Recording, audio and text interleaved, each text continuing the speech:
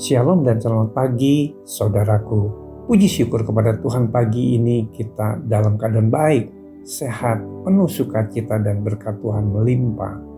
Siapkan hati kita untuk mendengar dan menerima firman Tuhan pagi ini.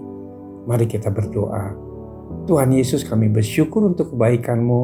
Tuhan, terima kasih kami masih diberi kesempatan untuk menikmati hidup dan dapat bertemu dengan orang yang kami kasihi. Pada pagi ini, kembali kami mau mendengar pesan-pesan firman-Mu. Tuhan, bukakan hati kami dan pikiran kami, agar kami dapat menerima dan mengerti kebenaran firman-Mu. Hanya di dalam nama Yesus kami berdoa. Amin. Tema renungan kita pagi ini adalah memilih yang benar. Firman Tuhan diambil dari Yosua 24 ayat 14 sampai 19. Demikian firman Tuhan. Oleh sebab itu, takutlah akan Tuhan dan beribadalah kepadanya dengan tulus ikhlas dan setia. Jauhkanlah Allah yang kepadanya nenek moyangmu telah beribadah di seberang sungai Efrat dan di Mesir, dan beribadalah kepada Tuhan. Tetapi jika kamu anggap tidak baik untuk beribadah kepada Tuhan, pilihlah pada hari ini kepada siapa kamu akan beribadah. Allah kepadanya nenek moyangmu beribadah di seberang sungai Efrat, atau Allah orang Amori yang negerinya kamu diami ini. Tetapi aku dan seisi rumahku, kami akan beribadah kepada Tuhan. Lalu bangsa itu menjawab, jauhlah daripada kami meninggalkan Tuhan untuk beribadah kepada Allah lain. Sebab Tuhan Allah kita, Dialah yang telah menuntun kita dan nenek moyang kita dari tanah Mesir, dari rumah perbudakan, dan telah melakukan tanda-tanda mujizat yang besar ini di depan mata kita sendiri, dan yang telah melindungi kita sepanjang jalan yang kita tempuh dan di antara semua bangsa yang kita lalui. Tuhan menghalau semua bangsa dan orang Amori penduduk negeri ini dari depan kita. Kami pun akan beribadah kepada Tuhan sebab Dialah Allah kita. Tetapi Yosua berkata kepada bangsa itu, tidaklah kamu sanggup beribadah kepada Tuhan, sebab Dialah Allah yang kudus, Dialah Allah yang cemburu. Ia tidak akan mengampuni kesalahan dan dosamu. Bapak Ibu Saudaraku, Yosua masih berusia muda ketika keluar dari Mesir.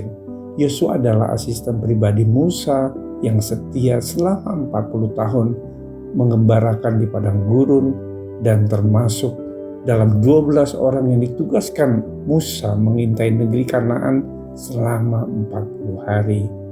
Yosua dan Kaleb adalah dua orang yang memberikan laporan hasil pengintaiannya secara positif. Dari laporan tersebut terlihat bahwa Yosua adalah orang muda yang penuh iman. Apapun iman itu timbul dari pendengaran firman.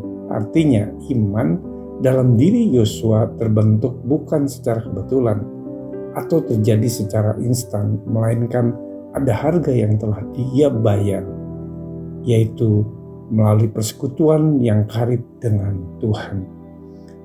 Karena memiliki hati yang takut akan Tuhan dan beribadah kepadanya dengan sungguh, ia pun dipercaya Tuhan untuk memimpin bangsa Israel menggantikan Musa.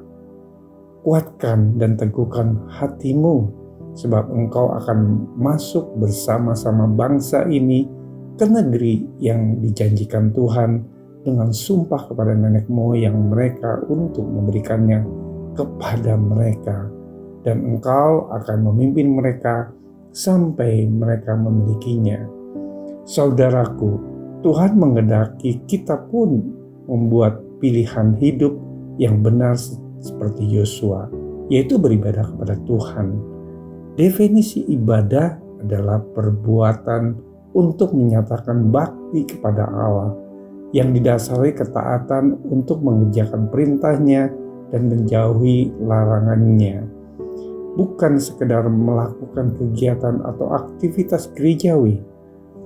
Oleh karena bangsa ini datang mendekat dengan mulutnya dan memuliakan aku dengan bibirnya, padahal hatinya menjauh daripadaku dan ibadahnya kepadaku hanyalah perintah manusia yang dihafalkan.